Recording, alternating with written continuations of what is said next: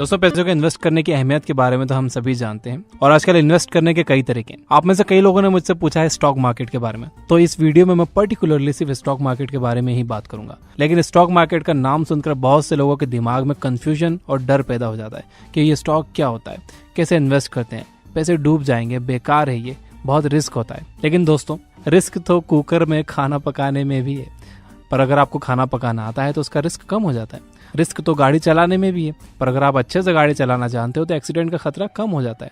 ठीक उसी तरह स्टॉक मार्केट में भी रिस्क है और आप इस रिस्क से कभी भी नहीं बच पाओगे। लेकिन अगर आपके पास सही नॉलेज है तो आप इस रिस्क को काफी हद तक कम कर सकते हो। इसके बाद बहुत से लोगों का मानना है कि स्टॉक मार्केट एक जुआ है। हाँ, अगर आपको इसके बारे में कुछ नहीं पता और फिर भी आप उसमें इन्वेस्ट किए जा रहे हो तो ये आपके लिए एक जुआ ही है। आपको यहाँ समझना होगा कि रिस्क में और कैलकुलेटेड रिस्क में फर्क होता है। आपको स्टॉक मार्केट में कैलकुलेटेड रिस्क लेना होगा। कैलकुलेटेड रिस्क कैसे लेते हैं, आइए देखते हैं। सबसे पहले आप ये डिसाइड करो कि आप कितना रिस्क ले सकते हो। अगर आप यंग हो और महीने में अच्छा पैसा बचा लेते हो तो आप स्टॉक मार्केट में ज्यादा रिस्क ले सकते हो। लेकिन अगर आप 60 साल के हो तो आपको कम रिस्क लेना होगा। साथ ही आप ये देखो कि आप जो रिस्क ले रहे हो उस पर आपको कितना प्रॉफिट मिल रहा है। अगर आपको फायदा सिर्फ 5 रुपए का हो रहा है लेकिन 20 रुपए का नुकसान होने का चांस है तो आपको इस तरह का इन्वेस्टमेंट नहीं करना चाहिए। तो सबसे पहले हम स्टॉक मार्केट की ABCD जान लेते हैं ताकि आपको इसके बारे में पता लग जाए। हर कंपनी को ग्रो करने के लिए पैसे चाहिए होते हैं। कंपनी के फाउंडर के पास अगर पैसे हैं तो खुद के पैसे उसमें लगा सकता है, कुछ अमीर लोगों को मनाकर उनसे अपनी कंपनी में इन्वेस्ट करवा सकता है, या फिर पब्लिक फंडिंग के जरिए पैसे ला सकता है। पब्लिक फंडिंग में कंपनी आम जनता से पैसे लेती है। वो अपने बहुत से शेयर्स मार्केट में ऑफर कर देती है, जिसे IPO कहा जाता है, यानी कि इनिशियल पब्लिक ऑफर। फिर आम लोग इस शेयर को उस IPO के जरिए खरीदते हैं और कंपनी के हिस्सेदार बन जाते हैं। इस तरह से कंपनी को ग्रो करने के लिए पैसे मिल जाते हैं। एग्जाम्पल के लिए, अगर एक कंपनी की कीमत 3 करोड़ है और उसने अपने 3 लाख शेयर्स निकाले तो उसके हर एक शेयर की कीमत होगी 100 रुपए। अब अगर आप उसके 20 शेयर्स खरीद लेते हो तो आप उस कंपनी में 2000 रुपए के मालिक बन जाते हो। आपका उस कंपनी में 2000 रुपए का हिस्सा है। इसी हिस्से को शेयर कहते हैं और अब आप उस कंपनी के शेयर होल्डर बन चुके हो। इसके बाद अगर वो कंपनी फ्यूचर में ग्रो करके 6 करोड़ की हो जाती है तो उसके एक शेयर की कीमत 100 रुपए से बढ़कर 200 रुपए हो जाएगी। आपके इन्वेस्ट किए गए 2000 रुपए 4000 बन जाएंगे। वैसे ही अगर कंपनी लॉस में जाकर 1 करोड़ की हो जाती है तो उसका एक शेयर 33 रुपए का हो जाएगा। आप जब चाहे अपने शेयर्स को बेचकर अपने पैसे को वापस पा सकते हैं। अगर आपको लग रहा है कि कंपनी डूब रही है या फ्यूचर में वो आपको प्रॉफिट कमा कर नहीं दे सकती तो आप उस कंपनी के शेयर्स को स्टॉक मार्केट में बेच सकते हो और उससे अपने पैसे वापस पा सकते हो। कंपनी को जो प्रॉफिट होता है तो वो कभी कभी उसे अपने शेयर होल्डर्स में बांट देती है। या तो वो अपने शेयर होल्डर्स को पैसे दे सकती है या फिर उसे और शेयर्स दे सकती है। इसे डिविडेंड कहा जाता है। कंपनी के शेयर्स के दाम तब बढ़ जाते हैं जब इसे बहुत से लोग खरीदना चाहते हैं। मार्केट का एक यूनिवर्सल लॉ है, if demand goes up price goes up and vice versa. इसका मतलब है अगर एक कंपनी बहुत प्रॉफिट कमा रही है तो उसके स्टॉक्स बहुत से लोग खरीदना चाहेंगे। अगर उसके स्टॉक्स बहुत से लोग खरीदना चाहेंगे तो उसकी डिमांड बढ़ जाएगी और उसकी कीमत भी।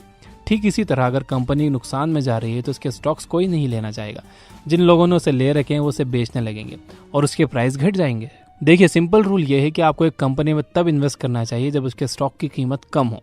इसके बाद जब उसकी कीमत बढ़ेगी तो या तो आप उसे बेच दीजिए और तुरंत पैसे वापस ले लीजिए, या फिर लॉन्ग टर्म के लिए इन्वेस्ट करने के इरादे से उसे वहीं पर छोड़ दीजिए।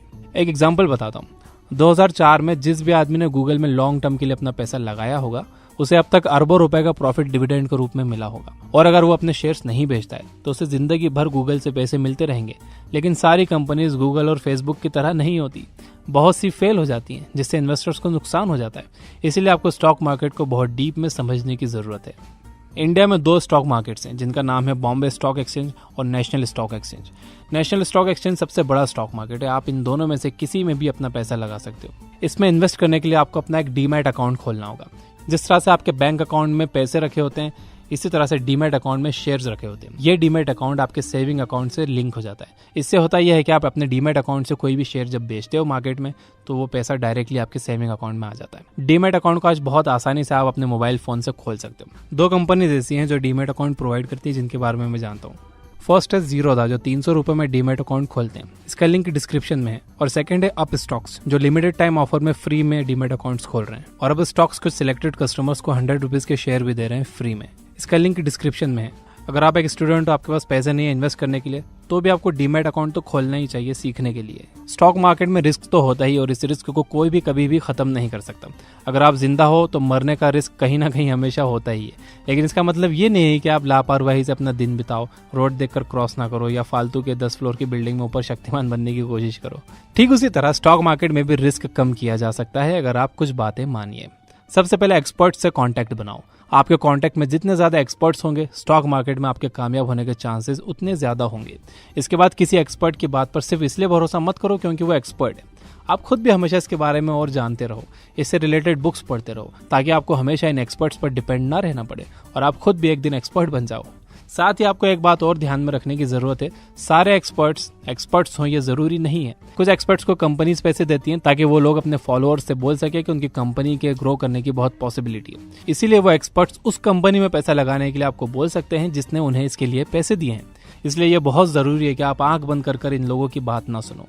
एक स्टॉक मार्केट एक्सपर्ट है जो टेलीग्राम चैनल चलाते हैं, जो बिगिनर्स को मार्केट के बारे में बताते हैं, उनकी हेल्प करते हैं। उनका लिंक भी मैंने डिस्क्रिप्शन में दे रखा है। दूसरी बात जो आपको ध्यान में रखनी चाहिए वो ये कि किसी भी कंपनी में इन्वेस्ट करने से पहले उसका बैकग्राउंड जरूर चेक करो।